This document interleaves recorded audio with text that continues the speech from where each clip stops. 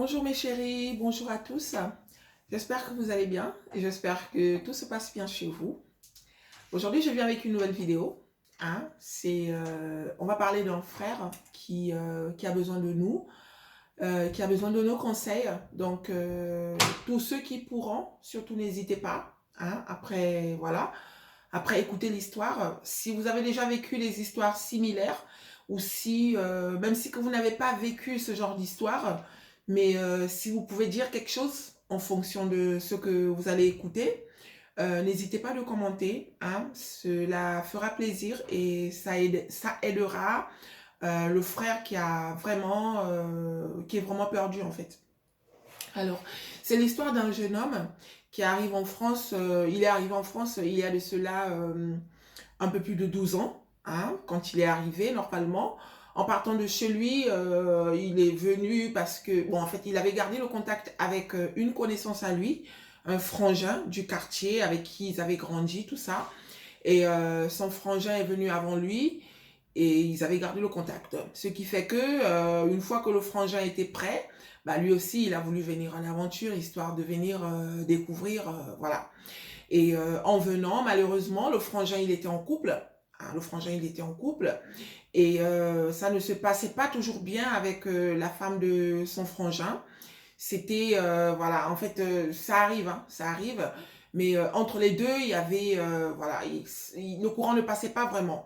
Il a quand même tenu 1 an et demi chez eux, mais ça s'empirait de jour en jour à un point où même le frangin, des fois, était obligé de se mêler en lui disant, ben écoute, voilà, il va falloir que tu essayes, voilà, de te trouver un autre endroit parce que à chaque fois que tu te prends la tête avec ma femme, bah, ça se retourne contre moi. Donc, moi, je veux pas qu'on se sépare en queue de poisson.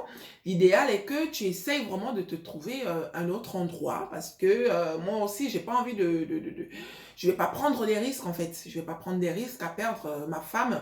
Voilà.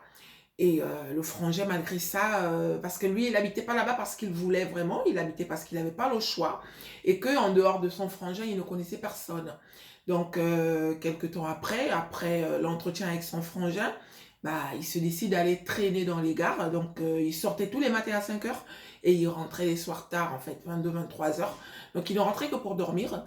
Il dit que des fois, quand il arrivait, il restait devant la porte parce qu'on ne pouvait pas l'ouvrir la porte. Voilà, la femme de son frangin avait marre de voir sa tête. Voilà, on ne va pas en vouloir cette dernière parce qu'on n'était pas avec eux.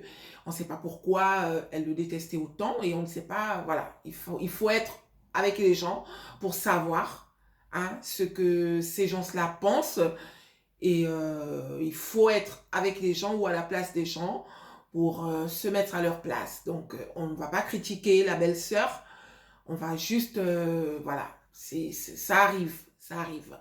Donc, en allant traîner régulièrement à la gare, il fait la connaissance d'une vieille dame, hein, il fait la connaissance d'une vieille dame qui, elle, parce que à la gare, en fait, il y avait un restaurant, voilà, et lui, souvent, il venait se mettre là. Pas dans le restaurant, des fois, quand il avait un peu d'argent, il prenait un café, tout ça, mais il venait souvent en bas, à la gare, il traînait, il s'asseyait, il passait le temps comme ça, jusqu'à ce il fasse la connaissance de cette dame qui, elle, par contre, elle venait régulièrement acheter à manger dans ce petit restaurant.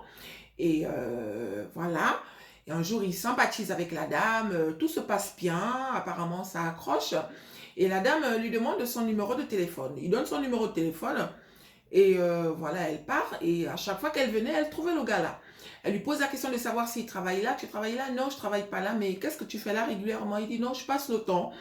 Et il devenait de plus en plus complice avec cette dame à un point où voilà, il s'est senti libre de raconter son histoire à cette femme en fait. Genre, je suis venue, voilà, j'ai pas de boulot, j'ai pas de papier, j'ai pas ceci, j'ai pas cela, et je sais pas comment faire en fait. Et là, la dame lui dit, bah écoute, moi je ne te promets pas grand-chose, mais je peux éventuellement te proposer, parce que comme tu vois, moi je descends régulièrement pour acheter à manger, bah, je te propose, est-ce que tu sais cuisiner? Il dit oui. La dame lui dit, bah, écoute, je te propose de venir faire la cuisine chez moi. Tu me fais à manger, tu cuisines, j'achète, tu me dis ce qu'il faut, mais j'aime manger, j'aime varier mes repas. Donc, à chaque fois, tu me dis ce qu'il faut acheter, j'achète, tu cuisines. Et toi aussi, si tu veux manger, tu manges. Et on va faire ça 3 fois par semaine. Donc, tu viens me faire à manger 3 fois par semaine. Et de temps en temps, tu pourras éventuellement me entretenir mon terrain parce qu'elle habitait en maison. Tu pourras entretenir mon terrain, mes fleurs, tout ça. Et en échange, je t'apprendrai à écrire le français. Je t'apprendrai à écrire le français et à lire aussi. Et de temps en temps, je pourrais éventuellement te donner un peu d'argent de poche. Voilà, et donc c'est un peu cet accord-là que il a fait avec la dame. Jusqu'à ce que, bah écoute, pour lui c'était trop bien parce que au moins ça lui faisait un endroit où partir et c'était bénéfique pour les deux en fait, et pour la dame et pour lui. Elle qui descendait tous les jours pour s'acheter à manger et lui qui savait pas où aller. Donc au lieu de venir traîner à la gare tous les jours, ben, il venait maintenant de temps en temps. Et la plupart du temps, il passait ça chez la dame, en fait. Et parce qu'elle lui faisait les cours. Elle lui apprenait à parler français, et elle lui apprenait à lire, elle lui apprenait à écrire, vous voyez, donc c'était un peu ça. Et il faisait à manger, donc il mangeait là-bas, et puis voilà. Mais il rentrait toujours tous les soirs. Il rentrait toujours tous les soirs, 22, 23 heures. Et quelques mois plus tard, bah, la dame, elle a une petite fille qui vient la voir régulièrement, on va dire 1 fois par mois. Et un jour, il fait la connaissance de cette fille. Bah, les deux, ils sympathisent et le courant passe bien entre les deux. Et au fur et à mesure que le temps passe, bah, la petite fille, elle ne vient plus 1 fois par mois. Maintenant, elle vient 2 fois par mois, ainsi de suite, jusqu'à ce qu'elle vienne même s'installer chez sa grand-mère. Et voilà, et après, euh, le courant passe tellement bien que les deux finissent par devenir un couple en fait. Il sort avec la fille, il devient le petit ami de la fille, et quelques temps plus tard, ben, la fille elle est enceinte, la fille de la dame, la petite fille de la dame elle est enceinte. Et tout se passe bien, ils sont tous contents, tout se passe bien. Le premier enfant vient au monde, ensuite le deuxième, et ensuite le troisième. Non, le premier vient au monde, et le deuxième. Et après ça, bah écoute, lui, il propose à la fille, il dit, bah écoute, moi maintenant, je vais t'emmener chez moi, dans mon pays, te présenter à ma famille, comme ça va nous permettre de, voilà, voilà, de concrétiser les choses parce que jusque-là, moi je connais presque tout le monde de ta famille, mais toi tu ne connais personne, donc je te propose de venir avec moi. Donc ils organisent un voyage et ils vont au pays du gars et ils arrivent, tout se passe bien, ils sont bien accueillis, tout ça. Ils sont partis normalement pour un mois. Et au fur et à mesure que les jours passent, ben écoute, la fille, elle remarque en fait, parce que le mec, il est dans une famille très, très, très croyante. Il est dans une famille très croyante, à un point où la famille du gars demande à la fille de se convertir. Mais elle veut pas. Pour elle, elle veut rester comme elle était. Ça m'empêche pas d'aimer votre fils. Je l'accepte avec sa religion. Mais moi, j'ai pas envie de me convertir. C'est comme ça. Et voilà. Donc, la famille, ok, il n'y a pas de problème. Mais bon, essaye de réfléchir parce que ce sera bien. Comme tu vois, nous sommes très croyants et très pratiquants. Et pour que la cerise soit vraiment sur le gâteau, on aimerait que tu fasses partie de la famille à 100% parce que, voilà, donc il y a plein de raisons qui font que pour eux, ils veulent que la fille, elle se convertisse. Sauf que pour la fille, c'est hors de question. Moi, je reste comme je suis. C'est à prendre ou à laisser. Parce que, voilà, moi, je vous accepte avec votre religion, mais acceptez-moi comme je suis. Donc, il reste un mois. Et au moment de revenir, il y a quand même, surtout vers la fin, ben, la fille, elle remarque que voilà, l'ambiance n'est plus vraiment comme au début parce que il regarde sa façon de s'habiller, il regarde sa façon de se comporter. Il y a plein de choses qui font que bah, la famille du gars, en fait, interpelle le gars en lui disant que, ok, tu es avec cette fille, ok, vous avez 2 enfants, mais comme tu sais, nous, on a une façon de vivre, on a une façon de faire. Donc, tu négocies avec ta femme, tu demandes à ta femme de revoir sa façon de faire parce que nous, peut-être que pour le moment, on joue le jeu, mais est-ce qu'on va pouvoir jouer le jeu jusqu'à la fin? Et le gars essaie quand même de se défendre, il essaie de défendre sa copine, mais bon, il a une autre éducation. Et quand ils reviennent en France, voilà, ils continuent leur vie. Et, il dit pas tout à sa copine, il dit pas tout, mais il essaye quand même de temps en temps de piquer, histoire de voir si cette dernière, elle va changer d'avis, tout ça. Mais la fille, non. Pour elle, non. Moi, je suis comme je suis. Tu m'as connue comme ça. Ça ne t'a pas empêché de m'aimer. Ça ne t'a pas empêché de me faire 2 enfants. Donc, s'il te plaît, laisse-moi comme je suis. Voilà. Et voilà, le gars, ok, il n'y a pas de problème. Donc, ils continuent leur histoire et tout. Ils ont même déménagé. Maintenant, ils ont pris un appartement pour eux. Et voilà, tout se passe bien. Et après, la fille, elle tombe enceinte d'un 3e enfant. Et voilà, au bout de 2 ans plus tard, 2 ans plus tard, après leur venue du séjour au pays du gars, 2 ans plus tard, bah écoute, 2 ans après la naissance de leur 3e bébé, le gars, il repropose à la fille de repartir au pays, mais cette dernière, elle veut pas. Elle dit, ben, moi, je veux pas, parce que la dernière fois qu'on est parti, ok, tout s'est bien passé, mais voilà, il faut reconnaître que y a eu quand même cette petite pression sur la religion que moi, personnellement, je n'ai pas du tout appréciée. Toi, quand tu es venu chez moi, malgré ta religion, mes parents ne t'ont pas fait de reproches, au contraire. Donc, pourquoi, moi, en venant chez toi, tes parents, ils me jugent, en fait, juste parce que je ne suis pas de votre religion, tout ça. Et le gars, il dit, ok, il n'y a pas de problème, mais bon, allons quand même. Elle dit, oui, si tu veux vraiment qu'on parte, dans ce cas, on va descendre dans un hôtel.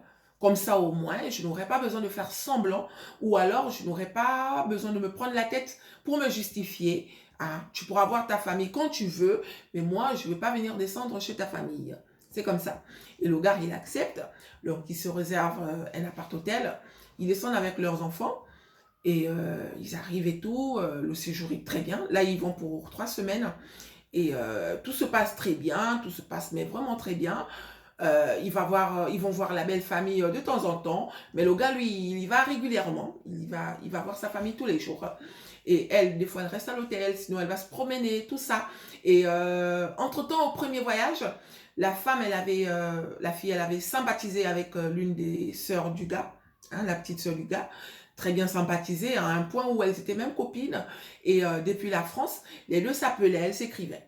Et c'est cette petite qui, des fois, elle disait des trucs, en fait, à notre belle-sœur. Elle lui disait des trucs genre, voilà, pour la religion, tu sais, chez nous, si tu veux vraiment que tout se passe bien, il va falloir que tu te convertisses parce que moi, je connais bien ma famille, ils sont, voilà, même moi, tous les jours, on me met la pression alors que, voilà, tu vois, elle essayait de mettre la puce à l'oreille de cette fille.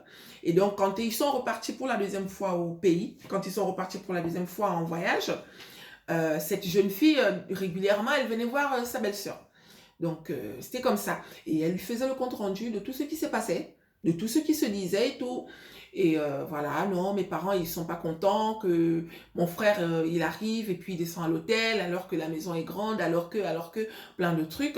Et, mais bon, ne t'inquiète pas, en tout cas, moi, à ta place, j'aurais fait pareil, nanani, nanana. Les deux deviennent très copines, très, très, très copines. Et après le séjour, ben écoute, maintenant on va rentrer. Ils rentrent, tout se passe bien et tout. Et ils arrivent en France, voilà. Ils continuent comme ça 2 ans plus tard, voilà. Ils ont toujours leurs 3 enfants. Et après, le gars, il a besoin de repartir au pays. Sauf que la fille, elle refuse. Et mais pourquoi tu veux pas? Non, non, je veux pas, vas-y toi seul, nanani, nanana. Ok, ok. Et le gars, il part quand même. Mais en partant, il ne reste pas 3 semaines, il reste 6 mois. Il reste 6 mois, pourquoi? Parce que quand il arrive, il a la pression de ses parents. Apparemment, pendant le temps qu'il était ici, depuis son séjour à l'hôtel avec sa femme, bah, les parents ont décidé que bah, cette fille n'était pas assez bien pour eux. Hein, cette fille n'était pas assez bien pour leur fils. Et donc, pour eux, il fallait que leur fils trouve une autre femme parce que eux, ils avaient besoin d'être proches de leur belle-fille. Et ils ont aussi jugé, selon eux, le fait que leur belle-fille n'était pas très proche de leur fils, plutôt d'eux, cela signifiait que du jour au lendemain, cette dernière, elle pouvait empêcher qu'ils puissent voir en fait leurs petits-enfants. Hein. Donc, d'après la dernière réunion de famille, c'est ça qui a été décidé et c'est ça qui a été dit. Nous, on veut que tu te maries, hein, mais tu te maries à la religion avec une autre femme parce que, selon nous, ta femme, bon, la mère de tes enfants, elle n'est pas assez bien pour toi. Elle ne prie pas, elle ne se comporte pas comme une bonne religieuse, elle ne, voilà. Et donc, il est hors de question que tu fasses ta vie avec cette fille parce que voilà, on voit mal la fin en fait de votre histoire. Et le gars, malgré ça, voilà, il n'est pas content, mais il est très, très, très, très, très famille malgré tout. Hein. Il est très, très famille.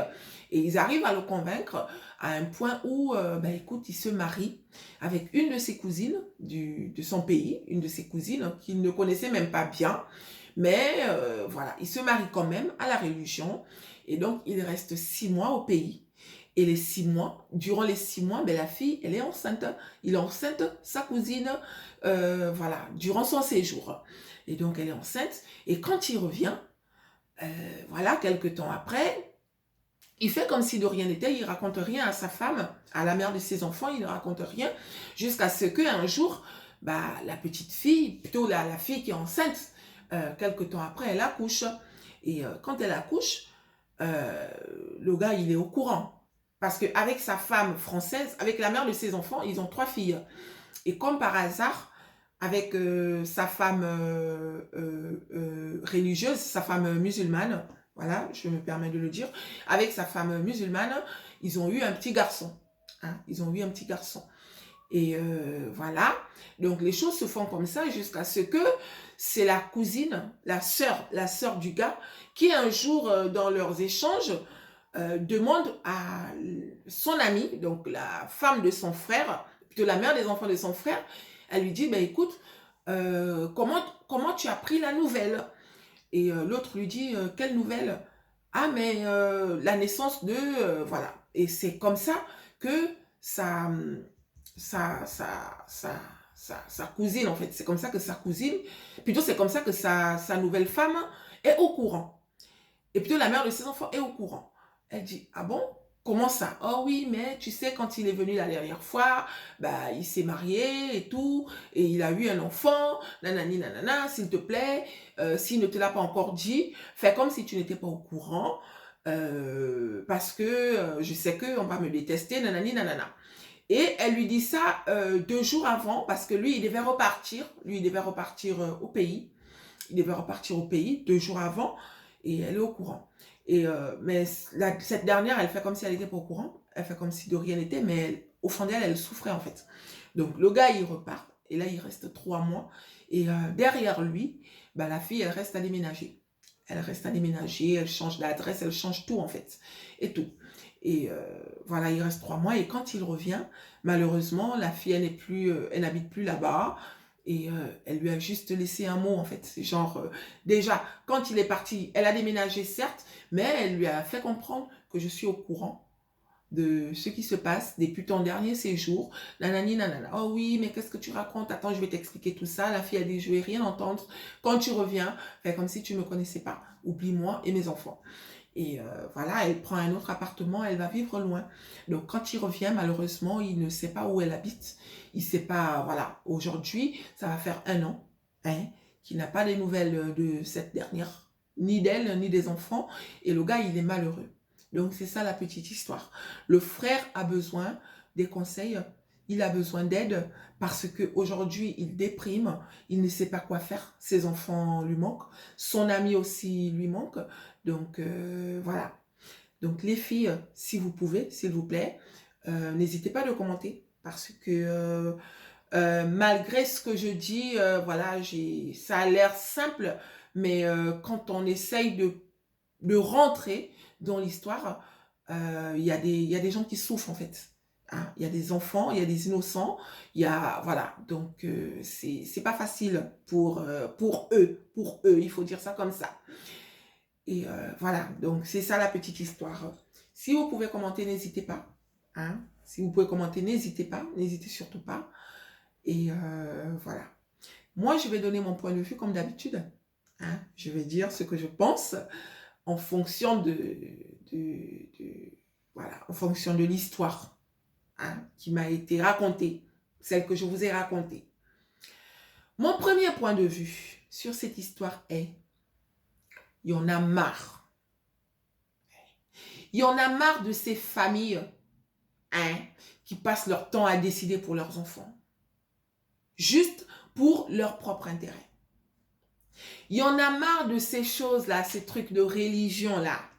Selon moi, quand on parle de la religion, c'est Dieu normalement compris, non? Que tu sois chrétien, musulman, témoin de Jéhovah, peu importe, juif ou je ne sais pas quoi là, mais je crois quand même que c'est Dieu compris, on prie une seule personne.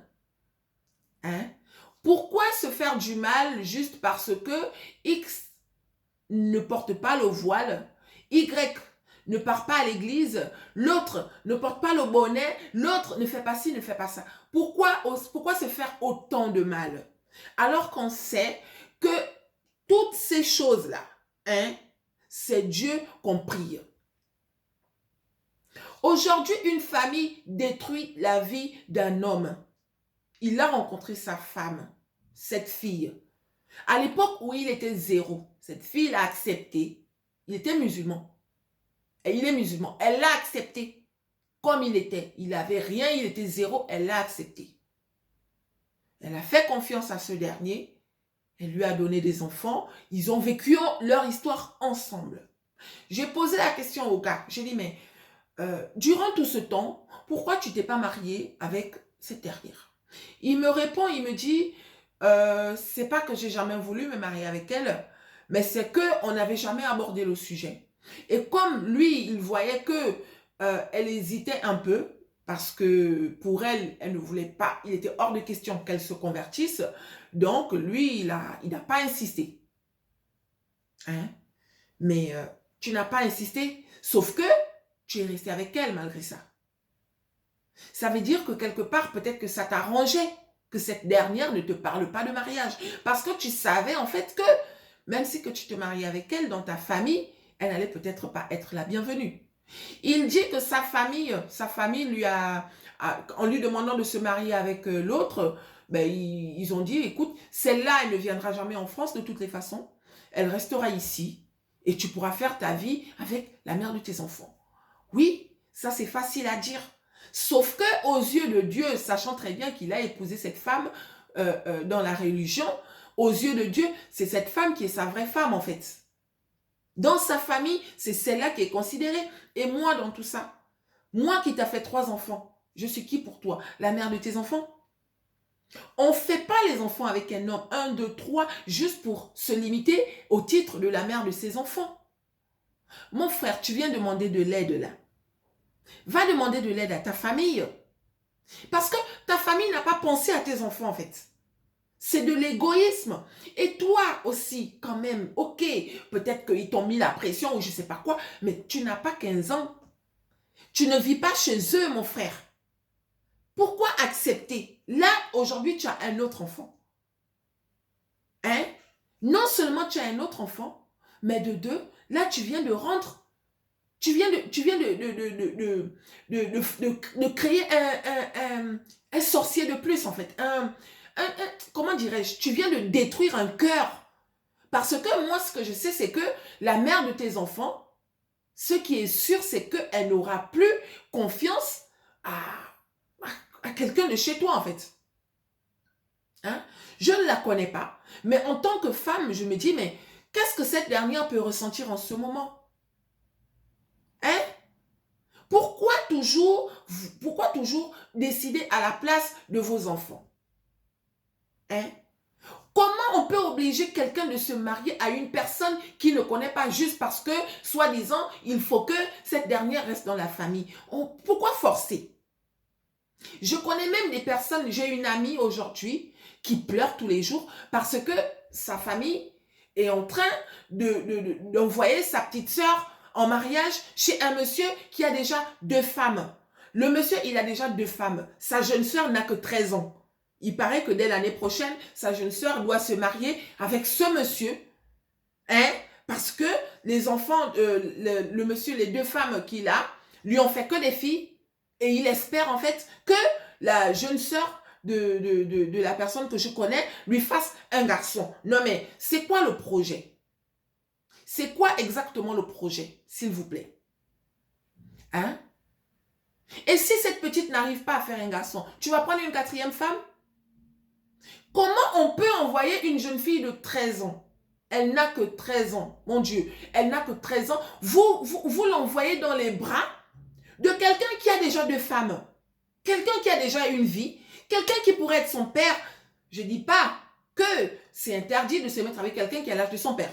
Parce que je connais des personnes qui sont mariées avec des personnes qui sont beaucoup plus âgées qu'elles et elles sont heureuses. Sauf que là, c'est elles qui ont choisi. Elles ont choisi ces personnes-là. Mais quand on prend une jeune fille de 13 ans, on la pose dans les bras de quelqu'un qui a l'âge de son papa. Mais pourquoi vous faites ça, chère famille? Pourquoi vous faites ça? Et aussi, il y a une catégorie là. Il y a une catégorie de personnes. Moi, je me souviens même au Gabon, quand j'étais au Gabon, il y a une catégorie d'étrangers là. Excusez-moi du mot, hein. Moi, j'aime pas dire ce mot, mais des fois, il faut dire en fait. Il y a une catégorie d'étrangers qui, selon eux, ils ne peuvent pas se marier avec des personnes de l'Afrique centrale. Moi, je fais partie de l'Afrique centrale. Je me souviens on avait des frangins qui venaient, des Maliens, des Sénégalais, voilà, je me limite toujours aux Maliens sénégalais. Ces gens-là, quand ils arrivaient au Gabon, des Nigériens aussi, je n'ai rien contre vous, hein. Moi, je rencontre en fonction de ce que j'ai vu. Quand ils arrivaient au Gabon, ce mec, il arrive, il est 0. Il tombe sur une fille, mais il va pomper cette fille, les enfants. 1, 2, 3, 4, 5. Sauf que pour le mariage, il va te dire que non, moi, pour me marier, il faut que je parte épouser une femme de mon pays. Et tous les enfants que je t'ai faits. Ou bien quand tu es venu, des fois quand il arrive, il ne te dit pas tout ça. Hein. Mais une fois que tu es déjà accroché, même les Sénégalais, je n'ai rien contre vous, mes frères. Je n'ai rien contre vous. Je dis juste, si vous-même vous essayez de décortiquer ce que je dis, vous allez comprendre que oui, effectivement, c'est vrai. Ils arrivent, ils te font les enfants. Toi, tu crois que tu as trouvé le mari, sauf qu'au moment de passer à autre chose, bah, ce dernier, il te sort la frappe de « Non, moi, il faut que je parte épouser une femme musulmane, une femme de chez moi. » Et oh non, dans ma famille, on n'aime pas trop les filles de l'Afrique centrale parce qu'ils disent qu'ils nous ont donné l'étiquette comme pour nous. Selon eux, nous, les filles de l'Afrique centrale, nous sommes des filles vulgaires. Pourquoi? Parce que la plupart des filles de l'Afrique centrale se marient étant... On n'est plus vierge en fait. Quand on se marie, on n'est plus vierge. Alors que chez eux, dans leur pays, la fille, quand elle se marie, elle est encore vierge. Ok, mais quand tu m'as connue, tu savais que je n'étais plus vierge, mon frère. Pourquoi tu me sors cette frappe-là, après m'avoir fait autant d'enfants? Pourquoi c'est maintenant que tu me sors cette frappe-là? Et ça, c'est fréquent. Nos sœurs n'ont pas encore compris. Nos sœurs n'ont pas compris. Moi, je vais mettre même la fille, la française, là, je la mets dans le bateau. Il y a beaucoup de gens qui viennent ici, ils utilisent cette fille, ils utilisent, par exemple, les Françaises. Ils les utilisent et tout, nanani, nanana. Mais au moment de passer à autre chose, ben, il va épouser une femme de son pays. Mais comment voulez-vous qu'il y ait la paix? Comment voulez-vous qu'on nous respecte? Comment voulez-vous qu'on s'entende, en fait? Comment voulez-vous? Aujourd'hui, il y a plein d'enfants sans père. Pourquoi? Parce que le père, quand il est venu, il faisait semblant. Mais au moment de passer à autre chose, oh non, ma famille ceci, ma famille cela. Ta famille ne t'a pas empêché de te mettre avec moi quand tu n'étais rien. Mais comme par hasard, au moment où tu as déjà les enfants, parce qu'on sait qu'avec les enfants, là, toi aussi, tu as déjà planté tes racines.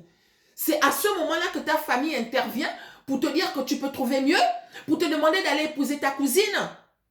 Non. Il faut revoir ça. Mon frère, moi, je suis fâchée contre toi. Hein. Je suis vraiment fâchée contre toi. Moi, je ne te défends pas, en fait. Mais je pense que ta femme, là, la mère de tes enfants, là, il faut remercier Dieu parce que je crois qu'elle a été vraiment gentille. Moi, à sa place, je ne sais pas ce que j'allais faire. Estime-toi heureux d'être tombé sur cette dernière. Tu ne peux pas faire 3 enfants avec quelqu'un et aller épouser une. Pourquoi tu ne l'as pas dit? Pourquoi au moment où tu es vraiment sûr que c'est quand tu es parti, là, quand tu es parti pour ton séjour de 3 semaines, et au lieu de rester 3 semaines, tu es resté 6 mois. Tu es sûr que c'est à ce moment-là que ta famille t'a parlé de la fille que tu as épousée dans ta religion? Tu es sûr? Tu viens demander de l'aide, ok, mais tu veux qu'on t'aide comment? Alors que euh, c'est trop triste en fait. Tu vas pomper 3 enfants à quelqu'un. Aujourd'hui, elle se retrouve avec 3 enfants sans père. Moi, je considère que c'est sans père. Parce que quand vous vous êtes mis ensemble dès le départ, c'était pas dit que vous allez vous séparer. C'était dit que vous allez vivre votre histoire. Mais aujourd'hui, comme par hasard, ta copine, elle se retrouve avec 3 enfants sans père. Mais pourquoi? Hein? Pourquoi? Tu as tort. Va voir ta famille. Moi, à la place de cette fille, je te jure que je disparais pour de vrai, en fait. Pour de bon. Parce que tu n'es pas gentil. Tu n'as pas pensé à tes enfants. Tu viens dire que tes enfants te manquent. Aujourd'hui, tu as un autre enfant. Tes enfants, ils savaient que ils devaient avoir un frère avec une autre maman. Tes enfants, ils le savaient. Tu n'as pas pensé à ça? Tu n'as pas pensé à ça? C'est méchant. C'est vraiment méchant tout ce qui fonctionne comme ça. Vous forcez vos enfants à vous marier juste pour votre bien. Vous oubliez, vous oubliez la vie de vos enfants. Là, c'est une vie qu'ils viennent de détruire, là. Même pas seulement une vie. On va dire que c'est 5 vies parce que il y a la maman, il y a les 3 enfants et il y a le gars aussi. Il va peut-être jouer le jeu, tout ça, mais intérieurement parlant, voilà, il ne voyait pas les choses comme ça. Sauf s'il joue le jeu. La petite fille de 13 ans, là, qu'on va pousser dans les bras de quelqu'un qui a déjà 2 enfants, plutôt quelqu'un qui a déjà 2 femmes, soi-disant que ces 2 femmes n'arrivent pas à lui donner un garçon. Non, mais on est où, là? Un enfant de 13 ans, vous aussi. On est où, là? Franck, tu vas chercher Léa? Ok. On est où, là? Entre nous. Revoyez votre façon de faire, mes frères et sœurs. Revoyez votre façon de faire. Non, c'est... J'ai mal, en fait. J'ai très mal parce que c'est de pire en pire. Il y en a même qui font... Ils te font des enfants, hein. Mais au moment de partir, ils fuient avec les enfants. Il y a une catégorie d'Africains comme ça. Ce n'est pas seulement les Africains. Même les Libanais, là. Il y a une catégorie, là. Il te fait les enfants. Mais au moment de partir, sans problème, sans rien. Il fuit avec les enfants. Il va te dire que non, en fait, c'est quelqu'un, vous allez vivre ensemble pendant même 10 ans. Il t'emmène jamais chez lui. Mais il va te dire, ben écoute, je vais aller présenter mes enfants au pays. Et une fois que mes parents ils vont connaître mes enfants, ben quelques temps après, je te ferai venir. On ira ensemble. La fille, elle est naïve. Elle va donner les enfants, genre les enfants, ils vont en vacances chez le papa, chez les parents du papa. Mais une fois qu'ils parlent, c'est définitif. J'ai une frangine là. Vigela, excuse-moi de citer ton nom. Il y a notre sœur qui est partie là où tu connais. Est-ce que vous avez de ces nouvelles? Parce que c'est toute cette bande. Le mec, il dit qu'il va présenter l'enfant à la famille, il part. Une fois qu'il est parti là, la fille, elle est restée à se casser la tête là. Non, je m'avais retrouvé le père de mes enfants. Une fois qu'elle est partie, jusqu'à présent, et pourtant c'était dit qu'elle partait pour un court séjour. Je parie que là où elle est là-bas, elle est prise en otage. Je parie qu'elle est prise en otage. On doit lui faire du chantage. La fille, elle est même tombée enceinte au pays là-bas, du mari. Elle est tombée enceinte, elle a accouché, elle a perdu le bébé. Jusqu'à présent, elle n'est jamais repartie voir sa famille. Mais c'est quoi ces comportements-là? C'est quoi ces comportements-là? Vous prenez les gens en otage. Je parie qu'ils sont en train de lui faire du chantage que si tu pars, tu nous laisses les enfants. Mais comme elle aussi, elle sait, au fond d'elle, elle sait que si je repars là, je ne vais pas revenir, elle est obligée de rester. Le traitement bizarre de ça. Je laisse Dieu avec vous. Donc, mes chéris, ma vidéo est finie. Si vous pouvez commenter, j'ai été un peu courte parce que j'ai pas assez de temps. Je vais chercher ma fille à la crèche. Excusez-moi. Donc, si vous pouvez commenter les filles, n'hésitez pas à commenter. Le frère est dans le besoin, mais je ne sais pas quel besoin. C'est juste qu'il faut sensibiliser nos sœurs qui n'ont pas compris là. Vous dites que les femmes africaines sont trop vulgaires, les femmes africaines c'est des ceci. On nous a donné une sale étiquette, nous les filles de l'Afrique centrale là. Nous les filles de l'Afrique centrale, ils nous ont donné une sale étiquette parce que soi-disant, voilà, nous quand on part en mariage, on n'est plus vierge. Mais qu'est-ce que vous venez faire avec nous? Pourquoi dès le départ, vous ne vous mettez pas avec vos femmes, vos sœurs, qui sont vierges quand vous les connaissez? Les filles, ouvrez les yeux. Ouvrez les yeux parce que la maltraitance existe même entre nous là. Ouvrez les yeux. Hein? C'est quoi cette façon de faire là? Vous forcez vos enfants à vous marier pour votre intérêt. Les mariages forcés, on va forcer quelqu'un à se marier. Quelqu'un ne veut pas, vous allez forcer. Mais pourquoi? Pourquoi? Ça vous apporte quoi? Hein? Je suis désolée, mes sœurs et frères. Hein? Il va falloir que ça cesse. Mais pour que ça cesse, dites non. Rien ne va vous arriver, dites non. Si tu ne veux pas, dis non. Fuis, je ne sais pas, trouve quelque chose. Ce n'est pas facile pour certaines. Parce que souvent, ils te balancent des propos genre de malédiction. Quand tu ne connais pas, tu vas croire que si je pars de là, ben écoute, je serai maudite. Tu vas te marier avec quelqu'un que tu n'as jamais vu. Tu vas te marier avec quelqu'un qui ne te plaît pas. Quelqu'un, voilà. Et parce que quoi, tu dois faire plaisir à ta famille. Arrêtez ça. Tu vas faire plaisir à ta famille. Tu pars avec la personne. Je me souviens même, il y a des moments où il y a quelqu'un, quand il arrivait, il venait, il vient comme ça, voilà, et toi, Moussa, nanani, nanana. Il est parti au pays. Mais quand il revient avec une petite fille. La fille, elle a peut-être 12 ans. Lui-même, c'est un vieux papa de la quarantaine. Il vient avec la petite fille, là. La nuit, je me souviens. Des fois, la nuit, comme ça, vous entendez comment la petite fille pleure. Mais c'est du viol. Il est parti prendre la fille au pays. Ils ont menti à la fille que au Gabon, là-bas, elle va habiter. Des fois, au Gabon, il habite dans une toute petite chambre. C'est juste parce qu'elle aura de quoi manger. La petite fille, elle a peut-être 12, 13 ans. Il va venir là, oh, c'est ma femme, c'est ma femme. Ah bon, c'est ta femme. Sauf que la nuit, vous entendez comment la fille pleure. Elle pleure parce que des fois, il a besoin. Et des fois, les conditions sont trop dures en fait. Donc elle pleure. Elle pleure le matin. Elle ne regarde même pas les gens dans les yeux. Tout ça, c'est la famille qui a forcé. Mais pourquoi vous faites ça? Je laisse Dieu avec vous. Parce que vous dites que vous priez là, oh non, ça c'est Dieu qui a demandé de faire ça. C'est Dieu qui a demandé de faire ça, vous êtes sûr? Non, je ne crois pas. Ça c'est vous. L'autre jour, j'ai regardé, il y a une petite vidéo qui passait sur YouTube. Excusez-moi de... Il y a une petite vidéo qui passait sur YouTube, les filles. Ils ont pris des petites filles voilées là. Et ils ont pris un costaud monsieur. Donc, il y a des gens qui attrapaient les petites filles les bras. Et il y a un costaud monsieur qui venait, il criait dans l'oreille de la petite fille.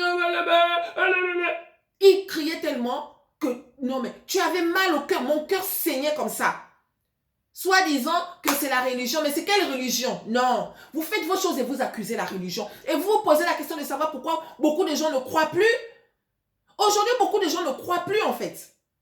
Certaines personnes, tu vas lui parler de Dieu, il va te dire Dieu. Quand tu ne connais pas, tu vas dire, oh, tu vas te discuter avec la personne, mais c'est à cause de tout ça. Comment voulez-vous que les gens croient alors que ceux qui parlent de la religion et autres sont ceux qui font plus de mauvaises choses, de trucs bizarres? Comment voulez-vous? Revoyons cette façon de faire, s'il vous plaît. Revoyons ça. Bon, je vous laisse, mes chéris. Je m'excuse. Hein. Là, j'ai vraiment écourté la vidéo. Je m'excuse.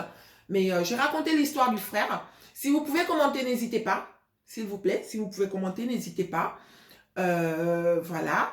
Je souhaite la bienvenue aux nouveaux parce qu'il y a eu quelques nouveaux. Bienvenue dans les conseils de Maman Chichi.